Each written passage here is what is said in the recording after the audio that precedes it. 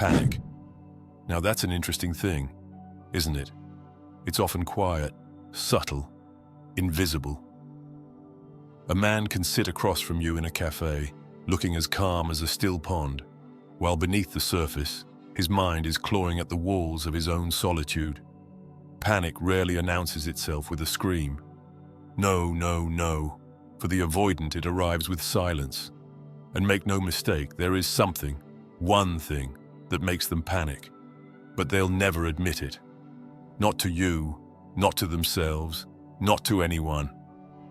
So today, dear listener, I shall do what they cannot.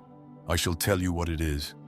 And I shall tell it with the patience of a man who has watched many souls run from what they claim to want. The truth, you see, is a funny little thing. It is patient. It waits in the shadows while we tell ourselves stories to avoid facing it. And today, I shall drag that truth into the light. Now let me tell you about a man I once knew.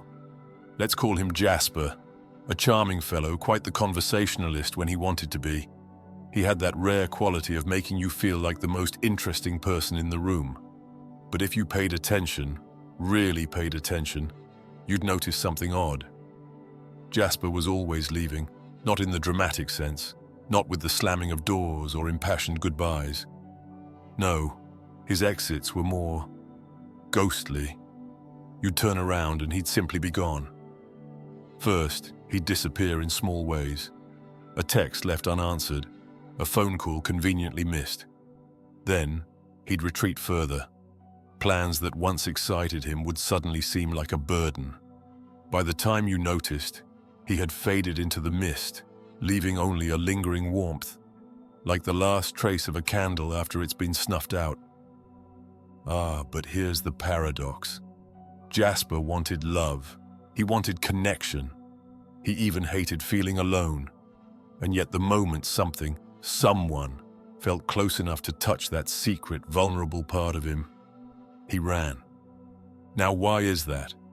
Why do avoidants retreat from what they claim to crave? And more importantly, what is the one thing that makes them panic? It is not love. No, they can handle love, so long as it's at a distance, so long as they can control it. It is not rejection. No, rejection is familiar to them. They have practiced it for years, rehearsed its script so well that they could perform it in their sleep. The one thing that makes an avoidant panic is being truly seen. Not the version of them they carefully curate, not the charming mask they wear at dinner parties, not the image they project when they want to be desired. No, no. What terrifies them is someone seeing past all of it. Seeing the fears, the insecurities, the part of them that is still that small child who once learned that closeness meant risk, that love was conditional, that vulnerability led to pain. Because if you truly see them, if you recognize the fear behind their distance, if you call it by name, if you do not flinch when they try to disappear, then what excuse do they have left? There was once a woman, let's call her Lillian. She loved a man like Jasper. She did everything right, or so she thought. She gave him space when he needed it, reassured him when he grew distant, and waited patiently for the day he would finally feel safe enough to let her in. But one evening, in the dim glow of candlelight, she did something that no one had ever done before. She looked at him. Not just looked, but saw. She leaned forward, eyes soft but unwavering, and said, "You don't have to run. I know you're scared, and I don't need you to be perfect. Just stay." And that, my dear listener, was the moment he panicked.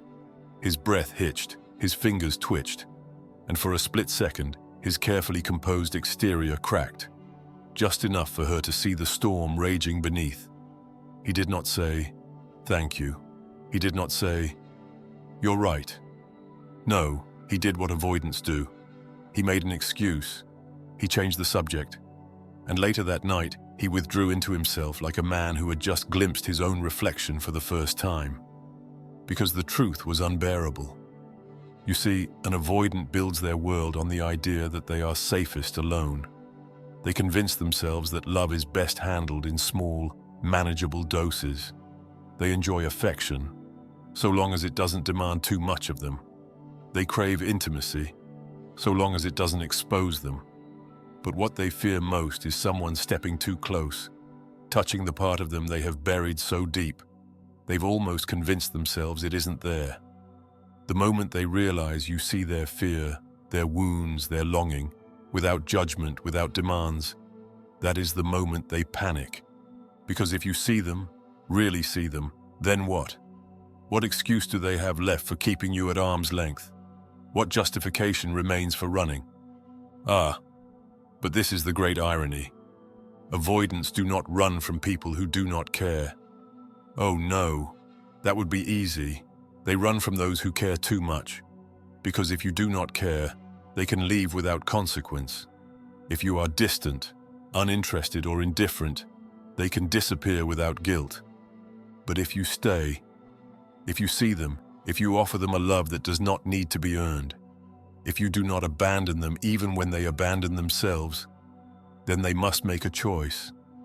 Stay and face what they fear most, or run and live with the knowledge that for the first time, they were the ones who left something real behind. And that, dear listener, is the tragedy of the avoidant. So what does one do with such knowledge? How does one love an avoidant without losing themselves?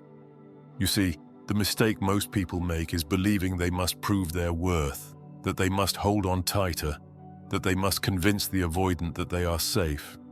But safety cannot be forced. Love cannot be proven like an equation on a chalkboard, and the avoidant will never stop running until they choose to stop. So do not chase, do not beg, do not play the game of, if I just wait long enough, they will finally love me the way I deserve. Instead, do what Lillian did. Look at them, truly see them and say, you don't have to run, but if you do, I will not follow. I will not force you to stay. I will not give you the illusion that I am the one thing standing between you and freedom, because love is not a prison, and I am not its warden.